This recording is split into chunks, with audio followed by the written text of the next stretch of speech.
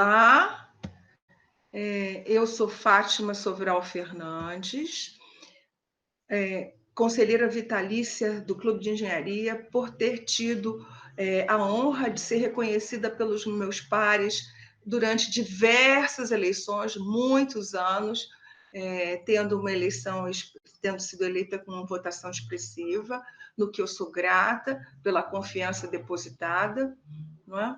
E para além de conselheira vitalícia do Clube de Engenharia, lugar onde eu exerço a minha cidadania para contribuir para a construção de um país melhor, não é? Eu sou mulher, humanista, 65 anos, mãe da Joana e avó da Júlia e do Joaquim, de quem, dos três, muito me orgulho e a quem as razões da minha existência e da minha reflexão sobre que mundo melhor deixar para eles como legado. Não só reflexão, como prática também, não é? Então, assim, quem sou eu? Como é que foi a minha trajetória na engenharia e profissional? O que é que eu conheci e o que é que eu experimentei profissionalmente, de modo a que tenha construído essa visão de mundo e essas propostas que eu tenho para o Brasil que eu desejo, não é? Não um Brasil de amanhã, mas um Brasil de hoje, o mais rápido possível, porque nós temos uma dívida histórica com boa parte da sociedade muito grande. Então, não é mais o Brasil do futuro, aquele que eu cresci na adolescência, escutando, um país que ia para frente. Não é? A gente está andando para frente, está crescendo, mas assim como crescem riquezas, crescem os problemas também, e são problemas históricos que a gente até aqui não pôde resolver. E, na verdade, um país que cresce, que se desenvolve, é um país que aplica engenharia. Não há engenharia, assim como não há democracia sem advogados, sem o direito, não há desenvolvimento sem engenharia. Então, nós estamos tratando de um Brasil que eu pretendo desenvolvido, não só economicamente, mas também socialmente, um Brasil sustentável. E que Brasil é esse? Bom, para falar do Brasil que eu desejo, eu antes vou me apresentar profissionalmente um pouco, para vocês entenderem de que lugar eu falo. Eu me formei em engenharia de transporte na UFRJ em 78, participei do movimento estudantil reabrindo o Centro Acadêmico da Engenharia, fui a primeira representante eleita no Conselho Departamental da escola, nos idos da década de 70, segundo meados, 76, 77, por aí, não é? E depois que me formei, participei do movimento de redemocratização das entidades de engenharia. Sempre primei por liberdade de expressão e direito a opiniões diversas que sejam emitidas de forma generosa, tolerante, não é? E que a gente reflita sobre ideias e não ataque a pessoas. Então, essa é a primeira premissa da minha prática, é o que eu procuro praticar, não é? De preferência procurando conciliar os diversos interesses, porque a complexidade da sociedade implica numa qualidade de comunicação interpessoal, de relacionamento respeitoso das diferenças, não é? Para que a gente possa co-criar esse novo Brasil.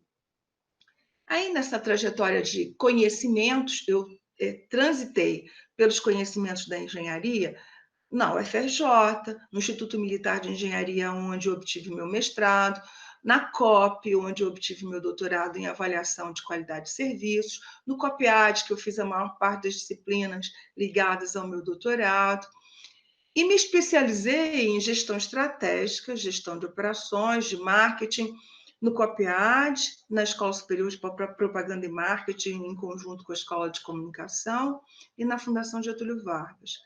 Também aprendi muito sobre geopolítica e políticas e estratégias no curso de altos estudos de políticas e estratégias na Escola Superior de Guerra.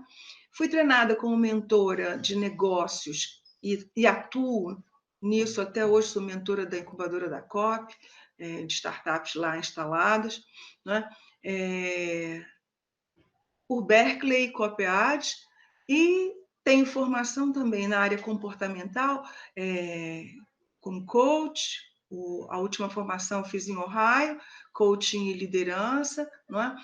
Mas tenho outras formações aqui do Brasil, e formações psicanálise, terapia transpessoal e outras formações. Por quê? Porque quando eu trabalhei como engenheira, percebi que a engenharia dá soluções de problemas humanos para humanos. E que, para que a gente possa otimizar o processo de trabalho usando as tecnologias, é preciso conhecer para que humanos a gente está trabalhando e com que humanos a gente está trabalhando. Então, a questão da gestão e do comportamento são vitais.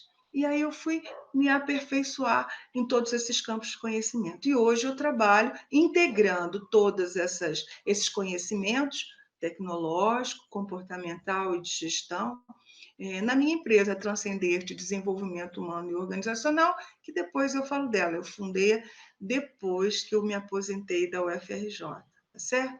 Bom, mas e aí o Brasil, né? O Brasil de amanhã que eu quero hoje, né?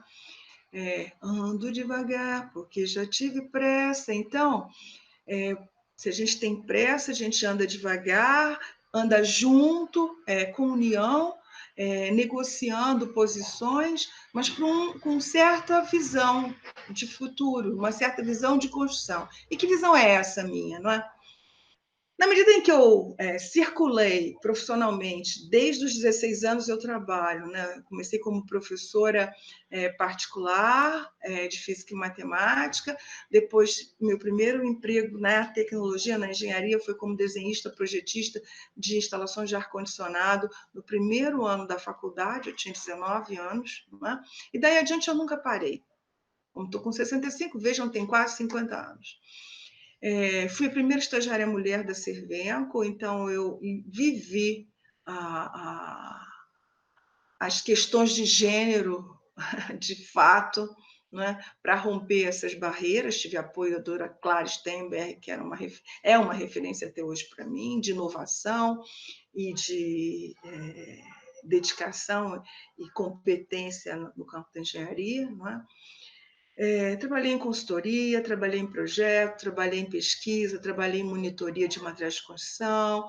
Já formada, trabalhei em áreas comerciais, de planejamento, área administrativa, de gestão administrativa e de RH, não é?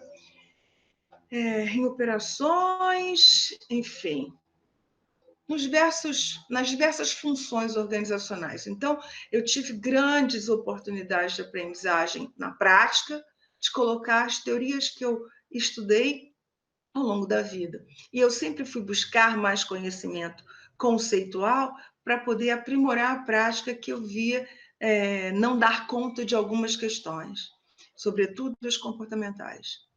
E as duas grandes escolas que eu pude aprender com foram a Companhia Brasileira de Ciências Urbanos e a Universidade Federal do Rio de Janeiro, onde eu trabalhei.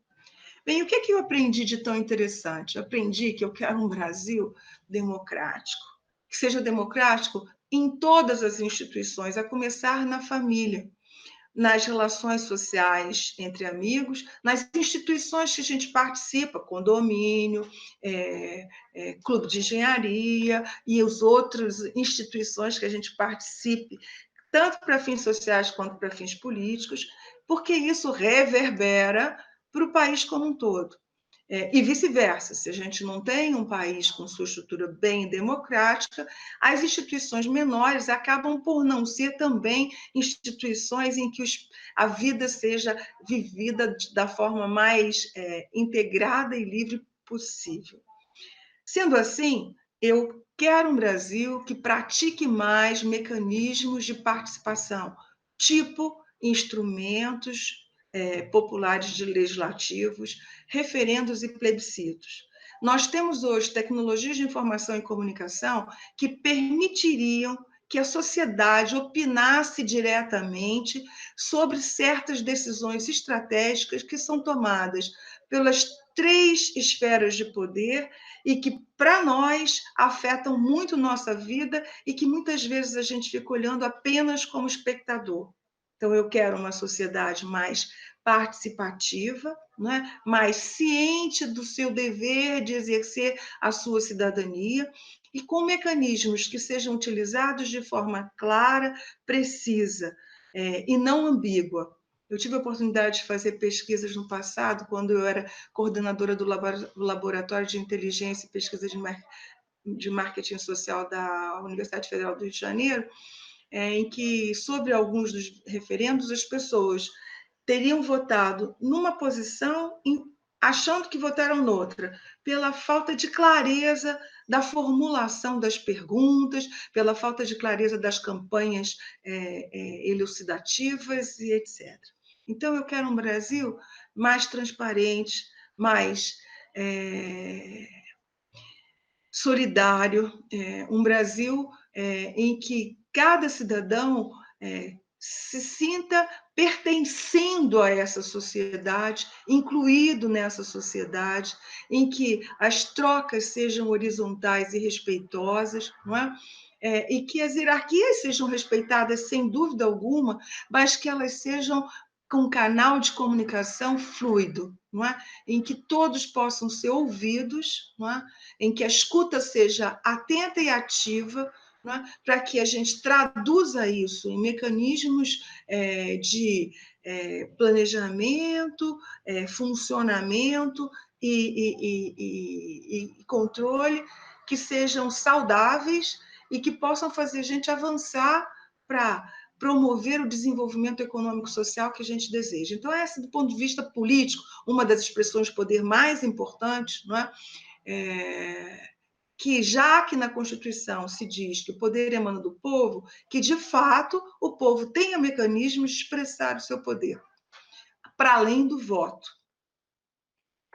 Uma outra questão importantíssima para mim, não é que se este primeiro poder emana do povo, a segunda expressão de poder fundamental é o poder psicossocial. E como é que a gente olha para isso, né? E observa tanta injustiça? Então, eu quero um país, um Brasil, com maior justiça social, em que todos os cidadãos, sem exceção, tenham deveres e direitos iguais. Não há que alguns ter mais direitos e outros mais deveres. Que essa distribuição seja mais equânime e que todos se respeitem. E, ao não respeitar, tem as sanções previstas e acordadas socialmente. Nada mais é do que respeitar as leis acordadas, não é? E que promova esse Estado, que o Estado Nacional promova bem-estar social e prosperidade para todos. Bom, e de que se trata isso? Significa, para mim, bem-estar social, garantia das liberdades fundamentais, em termos dos deveres e direitos, não é? Igualdade de oportunidades, independente de etnia, de gênero, de credo, de renda ou qualquer outra característica distintiva do ser humano, em que haja, então, que sejam respeitadas as necessidades e os méritos para essa distribuição, não é? Que, se houver manutenção de desigualdade, que seja para favorecer os desfavorecidos, não é? De modo a que a gente tenha políticas de ação afirmativa que garantam vida digna minimamente. Veja que agora, na pandemia, conseguimos descobrir, ficou claro, não é? Que temos 80 milhões de pessoas que precisam dessa ajuda basiquíssima de R$ 600 que está sendo oferecida e muito mal operada. Então, eu quero um país que tenha políticas afirmativas consistentes, substantivas e que sejam bem operadas, que não submetam as pessoas à humilhação de ir buscá-las, porque eles têm direito, porque é direito deles ter minimamente. Todo cidadão, quando a gente nasce, a primeira coisa que a gente é cidadão. Nós pertencemos ao Estado. E, ao pertencer ao Estado, o Estado tem que ter responsabilidade sobre nós. A garantia mínima de vida digna é fundamental, não é? Elas têm que ser bem operadas, tanto pela esfera pública quanto pela esfera privada.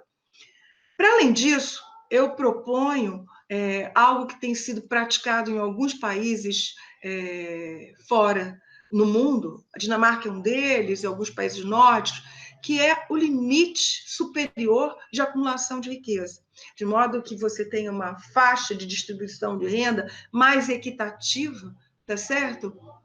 Mais equânime, e isso pode ser promovido por reformulação do sistema tributário, tributando as grandes riquezas, promovendo equidade tributária.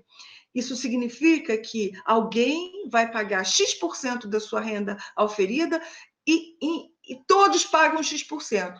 Se eu ganho pouco, minha renda auferida é pouco, meu X% é pouco, mas é proporcionalmente semelhante ao que um grande detentor de riquezas possui.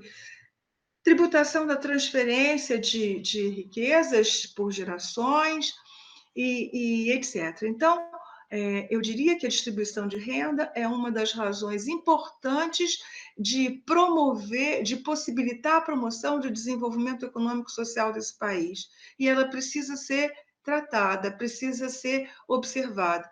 Os auditores fiscais têm propostas nas suas associações. A Maria Lúcia Fatorelli é uma dos ícones dessas proposições, propõe também a auditoria cidadã da dívida, que eu acho importante, porque tudo isso pode gerar recursos extras para a gente promover o tal desenvolvimento que dizem não ser possível no momento. Não é? Para além disso, não é? Eu espero que o Brasil se transforme num país desenvolvido, depois com investimentos realizados pelo Estado para ser a mola mestra do desenvolvimento. Por quê? Porque, nesse momento, mesmo os economistas liberais, exceto uns poucos, avisam e mostram aqui no mundo que, dada a crise que o mundo se encontra, para sair dela há que haver investimento do Estado. E, sendo assim, eu quero que o Estado invista em políticas que propiciem a elevação do índice de desenvolvimento humano e a renda per capita, através da promoção de criação de empregos. Para além disso, não é? Eu quero um desenvolvimento sustentável. Isso significa que ele precisa cuidar do meio ambiente. Não é? É o nosso habitat e a nossa saúde depende dele. Não é? Esse desenvolvimento sustentável tem a face econômica e tem a face científica e tecnológica, porque a face científica e tecnológica, que sustenta o desenvolvimento de todos os setores econômicos. Então, é fundamental que o país invista em ciência e tecnologia. Hoje, o Brasil investe cerca de 1% do seu PIB, menos que isso, e tem cerca de 1.000 pesquisadores por milhão de habitantes. Isso é muito pouco em relação aos países que estão no topo. Israel, por exemplo, tem cerca de 8.000 pesquisadores para milhão de habitantes e investe mais de 4% do seu PIB.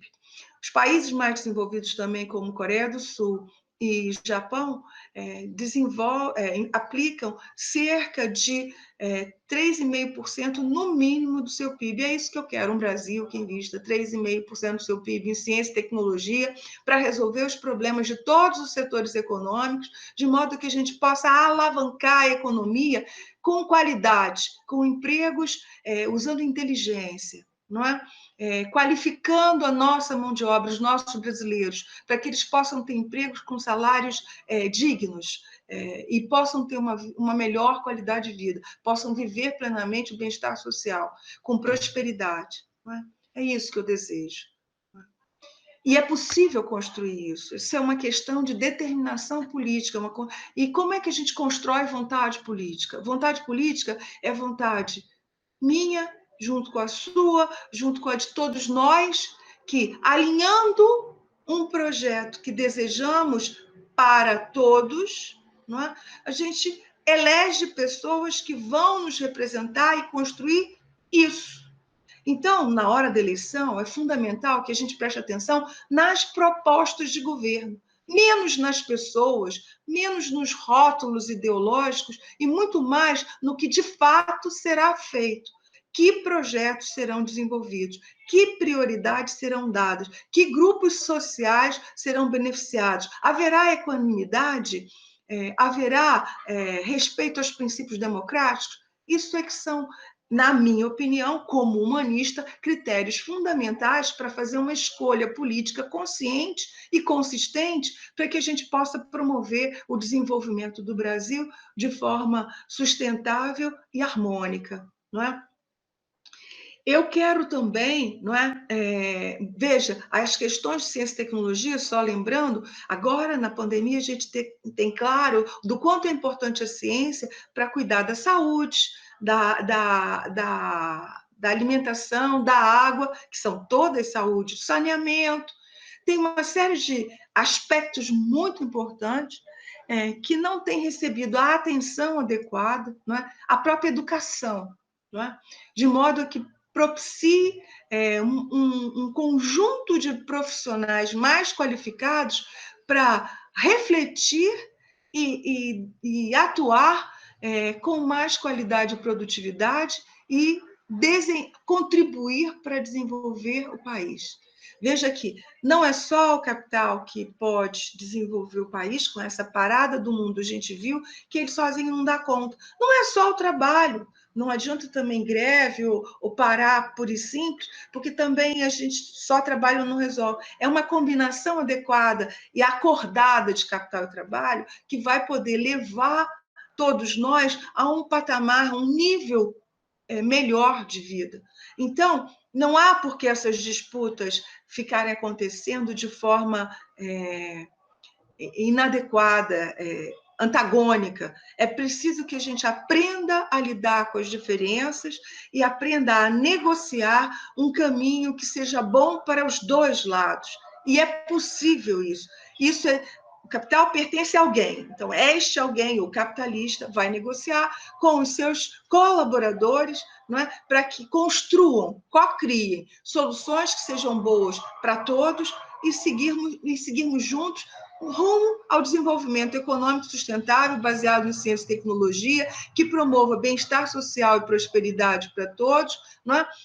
E que tenha, porque somos já um país rico, ainda que mal distribuída essa riqueza, e podemos vir a ser mais e ocupar uma posição de destaque no mundo, não é? De forma pacífica e soberana. O que significa que eu desejo que o Brasil tenha uma crescente presença e participação como potência emergente, regional, num mundo cada vez multipolar, não é? Interdependente. Então, não adianta a gente ficar falando mal do país A, B ou C, porque nunca foi nossa prática nas relações internacionais fazer isso. Não é? Nós sempre fomos um país que se destacou por ser capaz de mediar conflitos, então que a gente mantenha e engrandeça essa qualidade nossa, não é? Que as nossas forças de paz também sempre foram muito elogiadas em termos de mundo, não é? E que a gente possa contribuir e influenciar, direta e indiretamente, o desenvolvimento de outros países e de outros povos. Assim como a gente promove o nosso desenvolvimento, a gente colabora para o desenvolvimento de outros povos. Sendo assim, não é? Eu espero que a política de relações exteriores e de defesa, que é o último pilar das expressões de poder, né? Eu falei da poder político, eu falei do poder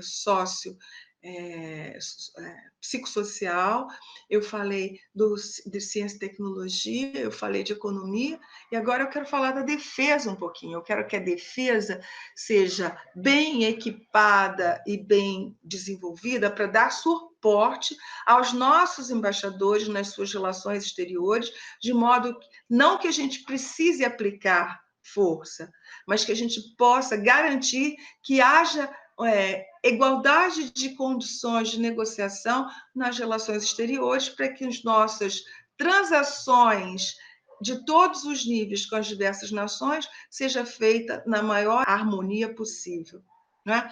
E que nossa defesa garanta o cumprimento da nossa Constituição, que garanta as nossas fronteiras, que garanta o nosso espaço aéreo, que garanta o respeito à nossa Amazônia Azul. Não é?